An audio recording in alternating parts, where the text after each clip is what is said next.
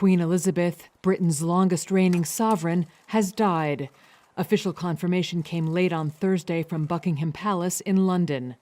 Earlier in the day, the 96-year-old monarch's immediate family had rushed to be with her, soon after doctors announced they had concerns about her health. The Queen, Britain's longest reigning sovereign, had been suffering from what royal officials called, quote, episodic mobility problems since the end of last year.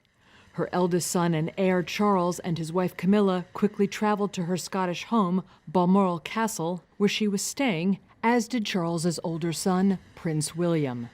The Queen's other children, Anne, Andrew, and Edward, along with Charles's younger son, Prince Harry, were soon en route. Such a family gathering, outside of holiday events, was a grave indication of what was to come.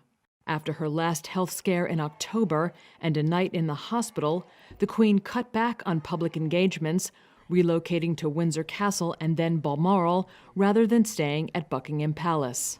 On Wednesday, she canceled a virtual meeting with senior ministers after being advised to rest by her doctors. The previous day, she was pictured appointing Liz Truss as the country's new prime minister. Elizabeth has been Queen of Britain and more than a dozen other countries as part of a drastically reshaping empire since 1952.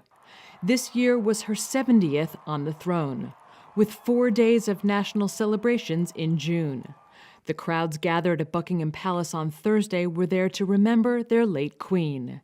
Days of national mourning will follow ahead of a state funeral.